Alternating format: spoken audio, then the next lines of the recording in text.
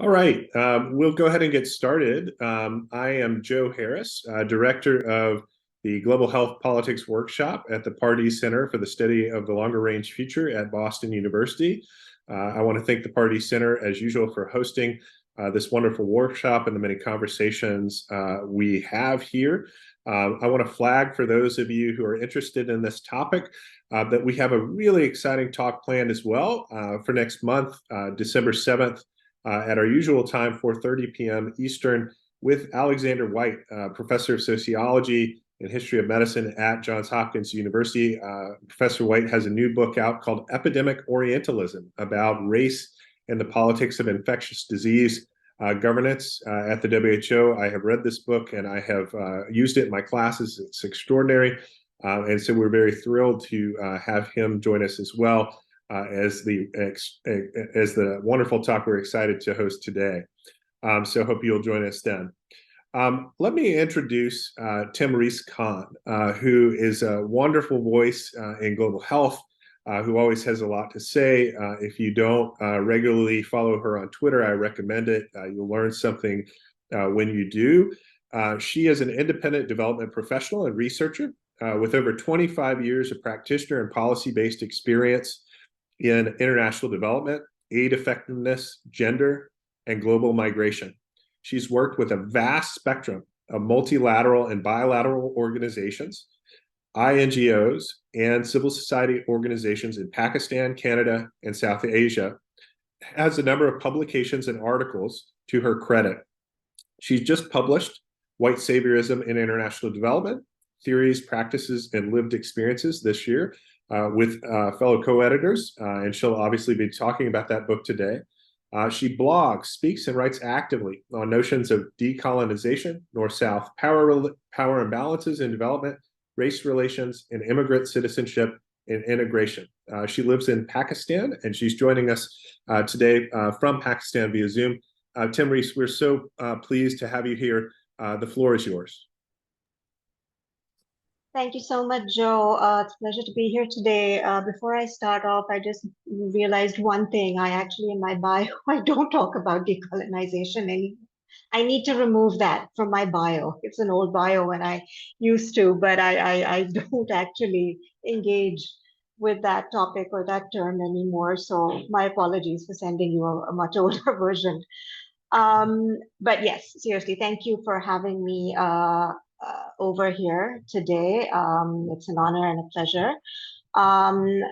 Joe, when you approached me for this talk about almost 6 months ago now, I think the world was a very, very different place. It was definitely still mired in conflict and suffering and war and all those other issues that we in global development and humanitarianism work with every single day. But I think 6 months down the line, this is a very, very different world today. And I'm sure as everybody's been glued to the news, it's very difficult to sort of contextualize what's going on. But having said that, I think this book is even more important today than it was when we originally came up with the idea and when it was published in February of this year. I think a lot of what our authors have said in it is very relevant and topical to what we are seeing unfolding before us today. So I just like to sort of also just acknowledge just the very difficult times that the world is seeing right now, and the pain and the suffering that so many of us everywhere are going through. I'll just start off a little bit about the origins of the book.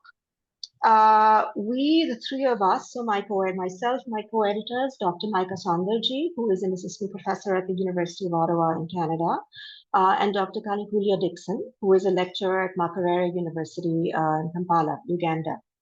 When the three of us who had never actually met in person or knew of each other before we were actually introduced, when we sat together and brainstormed this idea, which both Maika and Dixon brought forth, we were a little unsure as to how we wanted to approach this topic, because we all knew deep down myself as a practitioner and Micah and Dixon as new academics and emerging scholars, that white saviorism is a term that I think a lot of us in the international development sector um, understand and acknowledge, but we don't understand it and we don't talk about it, which is very strange because the entire sector is actually based on this idea of white saviorism.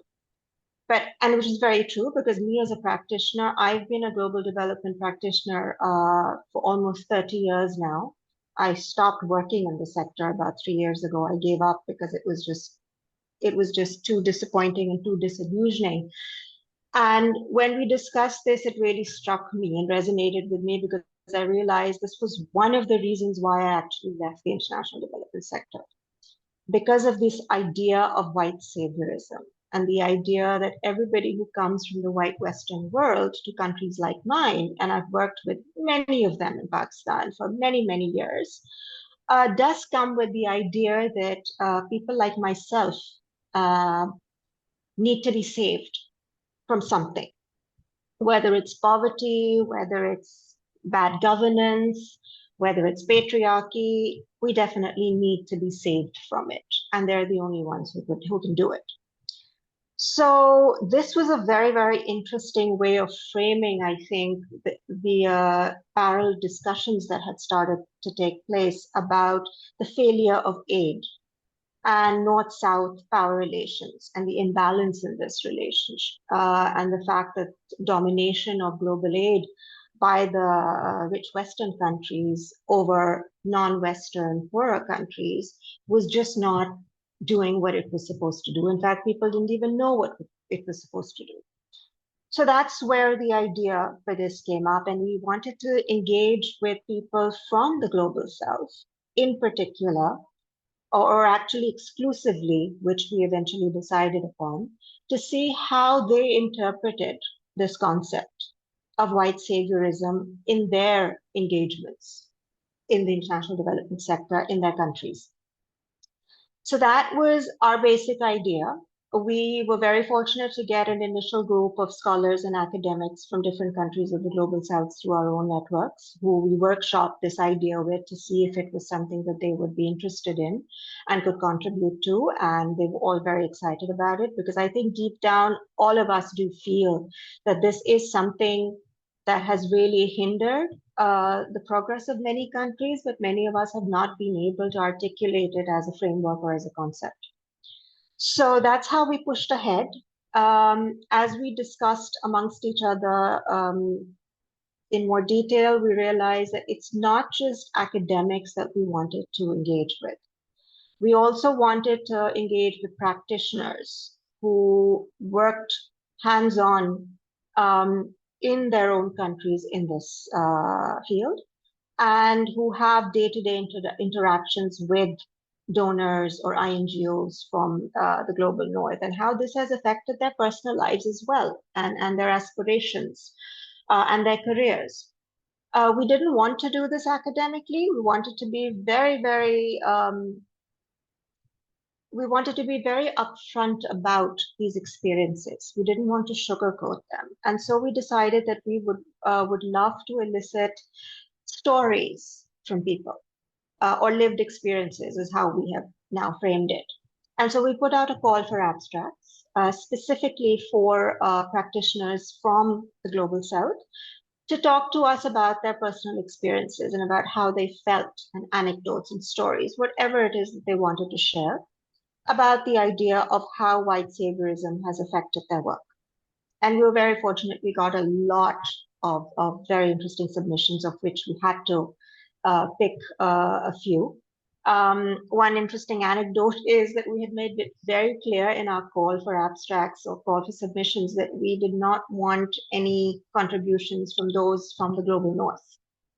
And we felt we had to say that. And despite that, we still got people from the global north, actual white saviors, sending us abstracts about how they felt that, people in Mexico, for instance, are just unable to manage their own lives. And if it wasn't for the organization that a white person from ex-Western country set up, they wouldn't have been able to manage. So, that's sort of it was a very telling example for us for how ingrained this concept is in the mind of so many people in the global north.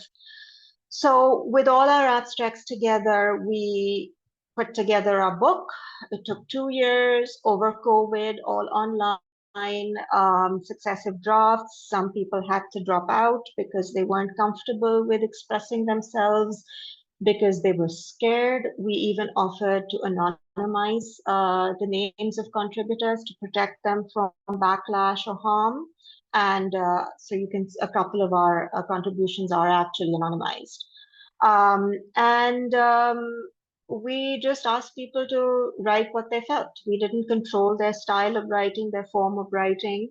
And the result was a very, very interesting and broad range of stories told in different ways, which is, I think, what we wanted from the usual academic stuff, although we do have some academic chapters in there. And also we actually engaged practitioners who worked in more formal settings about their more formalized experiences and findings. So there we have it. That's how we came up with this book of about 16 contributions from Global South practitioners, researchers, and scholars from around the world. I'll just say a couple of more things before going into the contents and some of the issues the book raises. We had a discussion also initially about whether or not we wanted to refer to this as the white savior complex, which was our original title, or did we want to refer to it as white saviorism? And that distinction is important to make, because we were very influenced by Tehu Cole, Nigerian-American writer, whose 2012 article in The Atlantic titled The White Savior Industrial Complex was basically one of our inspirations from this book. And that article laid out very clearly about how Western imperialism has sort of seeped in to countries in Africa in particular, that was the context, to create this industry of the white savior complex. But the more we thought about it, and the more our contributions the more we started to engage with our contributors, we realized that white savior industrial complex can be individualized. So you can have an individual who is a white savior. And we've come across a number of those, including some examples in our book. But white saviorism is a mindset which goes across boundaries. It's not just limited to perhaps only those who are white in color. It can go beyond that as well. And a number of our contributions pointed us towards that, which is why we thought it was more relevant and appropriate to use the term white saviorism, which is much broader and talks about conceptual and, I think, intellectual and psychological implications of this, as opposed to the white savior complex, which reflects more of an individual's approach and notions about how they feel they want to save or help somebody. I'll just read out I don't want to be too pedantic, but I just want to read out a few lines about how we define white saviorism in the book in our introduction. So we define white saviorism as an often ignored, overarching structure in the field of international development. It is simultaneously a state of mind and a concrete, unequal global power structure between the global north and the global south. White saviorism is founded on the benevolence of whiteness, which elevates people of white European descent despite their role in exploiting and dispossessing people from the global south. Their self-perception as more capable, more intelligent, and thus more developed directs their actions in communities of the global south. The helping imperative often comes in contradiction with a system of capitalist exploitation and dispossession. In short, white saviorism is a structure of racial hierarchy that not only strips the agency of racialized people, but also falsely implies that white agents need to save them from their positions as victims. We came up with this discussion, with this definition after a great deal of soul searching, research from looking at previous literature, looking at previous practitioner influenced literature, and the work and the impacts of international development as well. So this was not something we took lightly, but we thought it was important to have our own contextual framework of how we see white saviorism. And this also reflects a number of the contributions that our authors have made. So that is basically the conceptual idea and framework of the book and how it came about. I'll just delve a little bit into the chapters that we have included in our book. Our first section is on theory and practice after our introduction, in which I have the practitioner's voice and Micah and Dixon have the academic voice. So we've tried to bring that together. One of our aims was also to bridge the gap between practitioners and academia, which is a very sort of a contested space as well around the world, especially in the global north, where I, as a practitioner, people tend to take us as valuable as perhaps their own. And I've been in debates and discussions. In fact, I just finished writing a chapter on this as well, which talks about, pracademism, which is about academics, practitioners, and activism. So coming back to our chapters, we started off with a chapter on indigenous cultures. Written by Marcelo Saavedra Vargas, who is an Indigenous elder in Canada at the University of Ottawa. And his chapter is just a flow of emotion. It is all about, he uses one of the Spanish colonial conquistadors who came to North America in the early 1500s and took over the indigenous lands and was party to the genocide at that point in time, and how that genocidal nature has carried on into indigenous culture and practically wiped it out over the years, and how the indigenous population of North America now views themselves in light of that. A fascinating chapter and a real voice from the truly indigenous inhabitants of North America.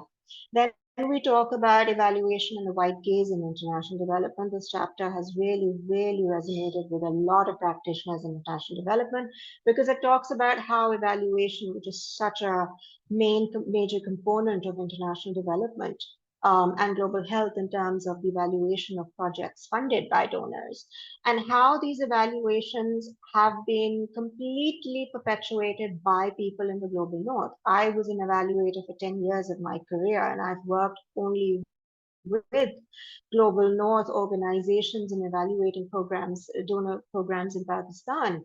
And I remember I was simply a glorified translator in most cases, and all my insights as a development practitioner from Pakistan, reams and reams of pages and analysis from our interviews and meeting stakeholders and respondents, et cetera, eventually amounted to not even making it into the final evaluation report written by consulting firms of the donor organization, as opposed to somebody from the country, recipient country itself. So this chapter really delves deeply into that industry, the evaluation industry, and how it uses the white gaze.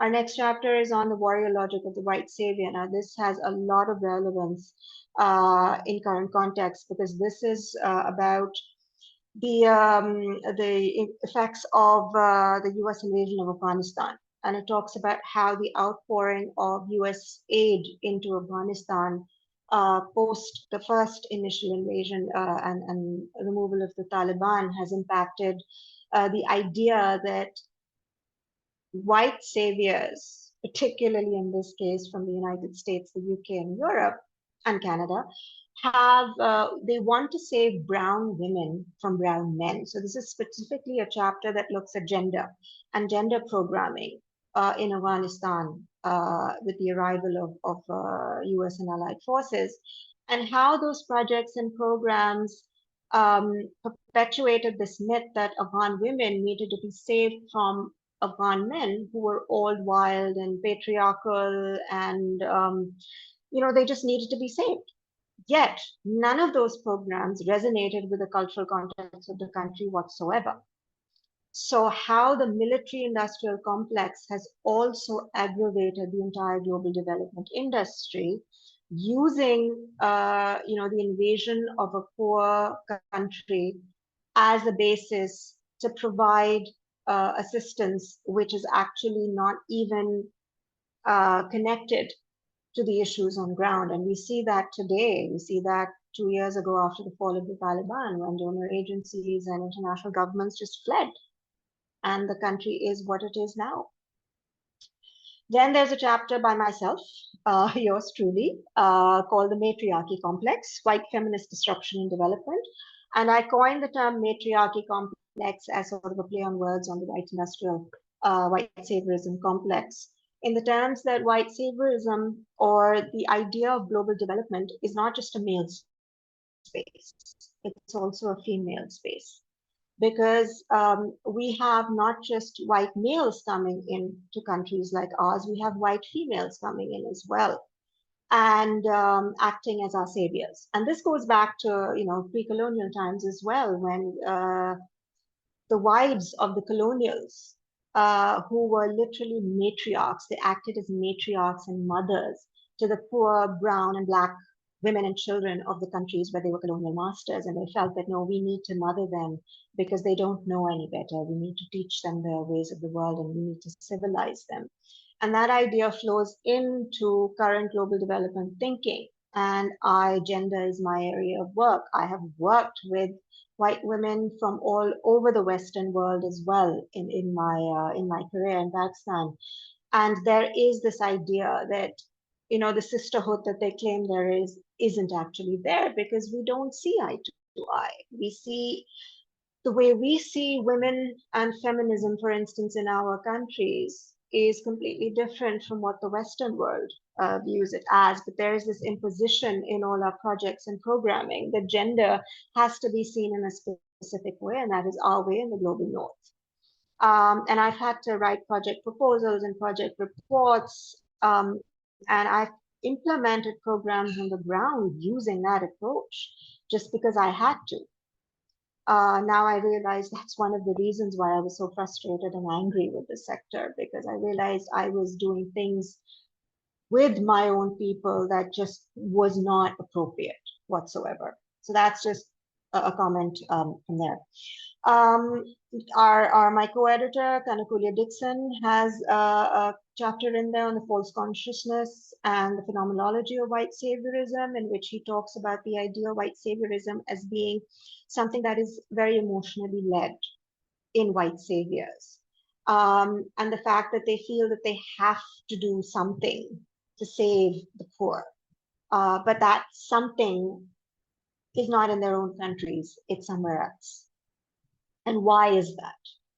Why don't people think within their own borders about saviorism? Kizito Michael George follows up with a chapter, a highly academic chapter, if I may add, the epistemological underpinnings and emancipatory insights on white saviorism and development. And this is interesting in many ways because he also looks at the media, at the white media, and how much that's influenced programming. I know I grew up on US television, on Pakistani TV screens, and that globalization of how we speak and how we refer to racialized populations, a lot of us learned it through the US media and the US television shows, etc., and how that in particular has impacted African societies. Our next chapter is Imposition and Reproduction of White Saviorism in Haiti, and that's a very, very searing account of, again, how French colonialism has impacted the idea of a lack of autonomy in a country like Haiti, which is still so dependent on foreign aid, yet there is no end to the violence and conflict that the country sees. Finally, our last chapter in that section is White Saviorism, Corporate Sector and Land Rights in Central Uganda. This is a case study of how multilateral organizations like the World Bank allow the possession of land by corporate entities from overseas under programs like the IMF, and how this corporatization of land rights, of indigenous land rights, is taken over by foreign corporations and co-opted in by the Ugandan government in the form of gentrification or bringing in economic development in the country, when it's actually displacing hundreds and thousands of people from their homes. So that's the first section, and I won't go into the second section in details, because the second section is really its stories. It's personal, first-person accounts of about 7 or 8 of our colleagues, practitioner colleagues, who've spoken about their personal experiences of working in international development. And I think you really need to read those to do justice for them. I'll just end with, don't know if I've spoken too much, but I will end with the conclusion, where we've pulled out certain threads that came out of the various contributions. The first thread that came out, and this was not just in the first chapter, but was spread across a number of the contributions, was that white saviorism is annihilating indigeneity. So it doesn't just go back to the centuries-old story of indigenous populations being wiped out by the white colonizer. It is also about indigenous populations being sidelined today. We talk in North America that it sits on the land of the original inhabitants. But those original inhabitants still have no rights, they have no space, they have no identity in many ways in their own spaces. And so this annihilation of indigenous identity and rights is something that we see to this day. And it's not just happening in North America, it's happening all around the world. We see it happening in the Amazon in South America. We see it happening to a lot of tribal cultures and populations in Africa. We see it in South Asia as well, with a lot of our minority villagers in different pockets of the country that are completely being wiped out. Because the dominant culture and the dominant religion is taking over. And so that was something that we saw reflected in a number of our contributions. The second one is about distorting practices of development, and the idea of evaluation as a tool plays in very heavily to that, as well as the idea that the whole idea of project development and project management does not reflect real needs at all. And so where the practices that we claimed international development is doing in many recipient countries is actually not, it's distorted.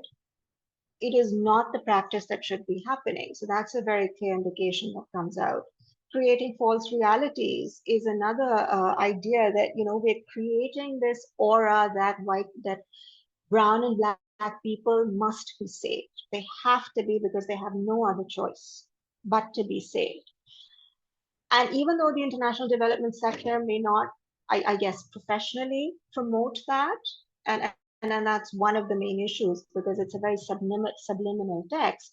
We've seen that in a lot of examples in African countries. There was an HBO documentary aired recently, I believe, on Renee Bach, who was the American woman who went to Uganda and opened up these clinics for children and without any medical background, and ended up murdering, maiming, and mutilating little children in the name of saving them, and was actually taken to court by the parents of the victims of the children, but ran away to the US and sits there scot-free. And apparently HBO Max, which I haven't seen the documentary because we don't get HBO Max here, but from what I've seen and read about it, it really, in a way, puts her up on a pedestal.